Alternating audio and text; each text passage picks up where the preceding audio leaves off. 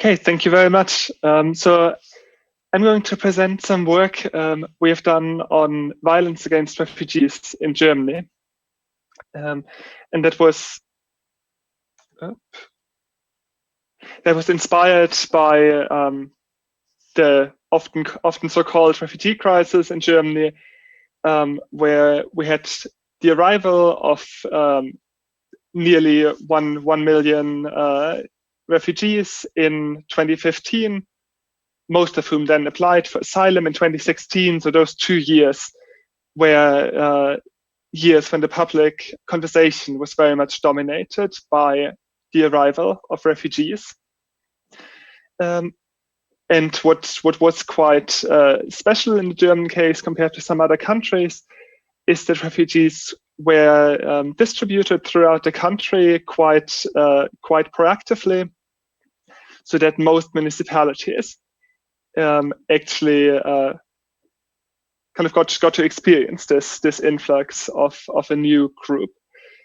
So on a local level, we expected, or we observed that two different things occurred.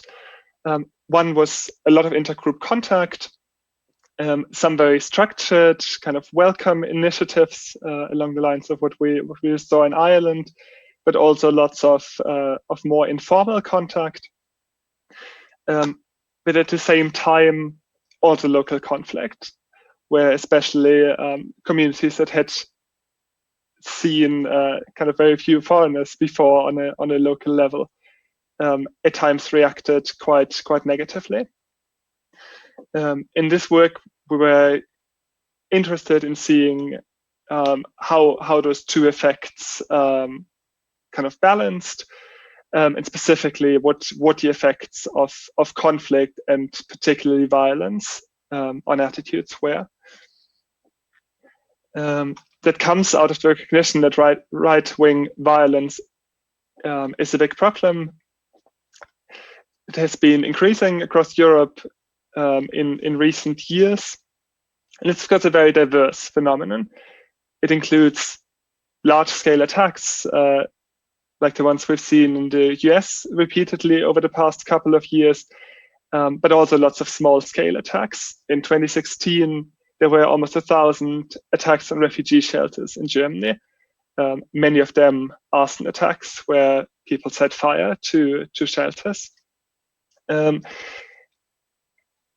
Obviously, these attacks often pursue political aims. They often try to create more hostile attitudes.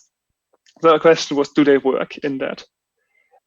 Regardless of the obvious normative belief that these attacks are unacceptable, we're interested in their impact on popular attitudes.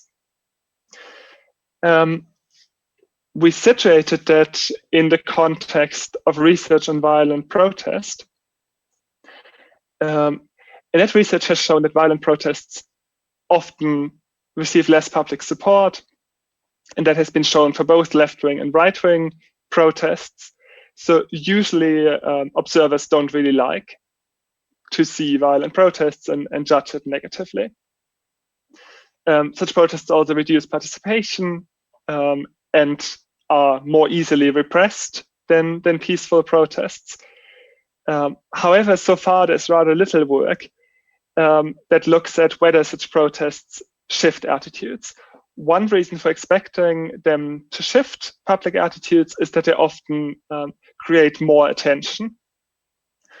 So one hypothesis would be that people see violence, dislike the fact that it's violent, but still engage with the message. In our most basic case, the message that refugees are not welcome.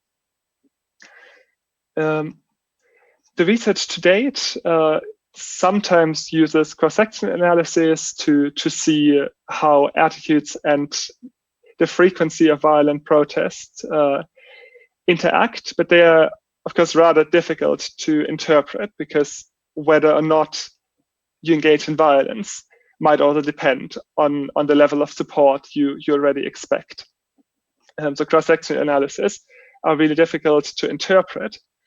There have been some experiments, typically survey experiments, that yielded very interesting results and seemed to show that violence reduces support for the policies advocated.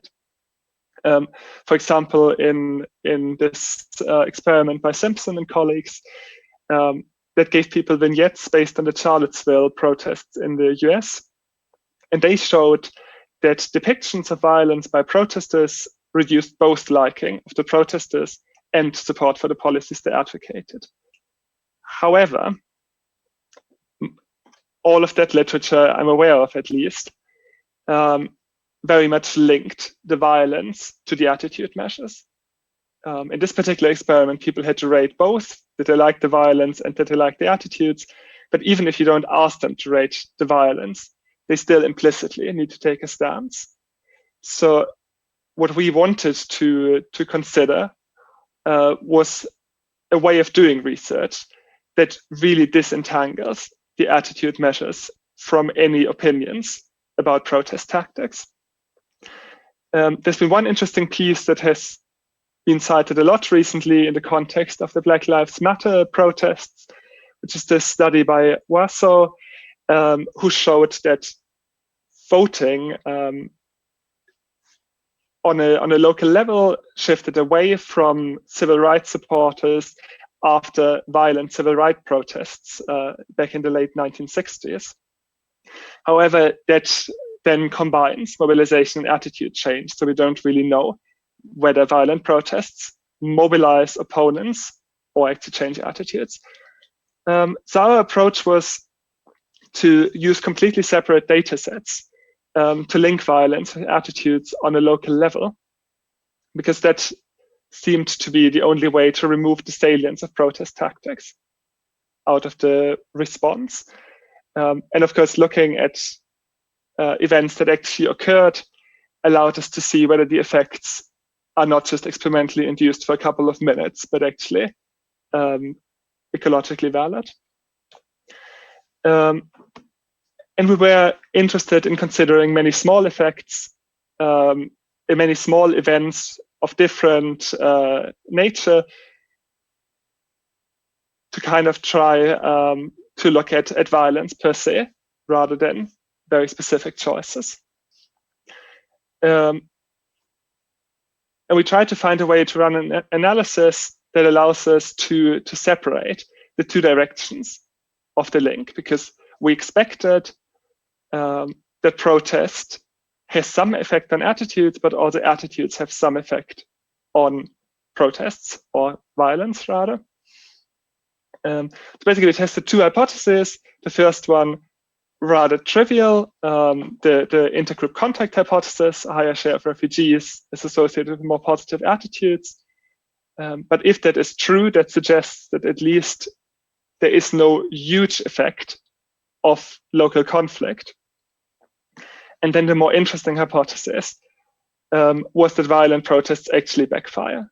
That basically these survey findings in earlier research proved to be ecologically valid here, and that violence leads to improved attitudes in the local area. To test that, we used two large data sets. Firstly, the German General Social Survey that asked people in the summer of 2016 about their attitude towards refugees. Then we took government statistics regarding the share of refugees, and then combined that with a large data set that tracked violence against refugees. So that we could combine these two separate data sets rather than asking people or reminding people of violence. The attitude measure was quite cognitive. It was a measure that asked people, are refugees more of an opportunity or more of a risk, for a couple of dimensions of public life. It's a highly internally consistent scale. And regarding our first hypothesis, we found the expected result, that a larger share of refugees in the local population was actually associated with more positive attitudes, with a fairly substantial effect size. However, the more interesting analysis to us was our attempt to test the impact of violence on attitudes. And basically, that was trying to distinguish the effect of these two errors here. So the link of violence before the survey question was asked would tell us the causal effect of violence, while the link of violence that happened after the survey question was asked would allow us to really get at the effect of attitudes on violence. So our idea was what is B here is the effect of attitudes on violence. What's A here is the effect of attitude on violence again, plus the effect of violence on attitudes, so that we could basically take the difference between the coefficients as an indication for the impact of violence. And I'm very happy to discuss in the questions whether that approach makes sense. Just very briefly, descriptively, we had a lot of variation in the frequency of violence both before and after, apart from that, a representative sample. And what our data showed was that after the question was asked, there was a positive association between negative attitudes and violence. Kind of makes sense. If people dislike refugees, it's more likely that refugees get attacked. However, looking at violence that happened before the survey question was asked, the link is negative. So more violence was associated with more positive attitudes. So that taking the logic I just explained, taking the difference between the two coefficients, indicated that violence actually backfired. And that was the case when we controlled for contact, for political orientation, where more left-wing orientation was associated with more positive attitudes, when we controlled for education and gender. And of course, the violence variable was skewed since it had a lower bound at 0. So the effect also held when we introduced log transformations. Interestingly, there was no significant interaction between the effect size of this backfiring and political orientation. So even people on the political right seem to be influenced by violence in this way. So why might that be? We're kind of thinking of 3 possible explanations. One is what has been suggested in past research, for example, by Simpson and colleagues, this desire to distance oneself. People dislike violent protesters, so they say we don't like their aims. Seems to be rather unlikely that drives the entire effect here,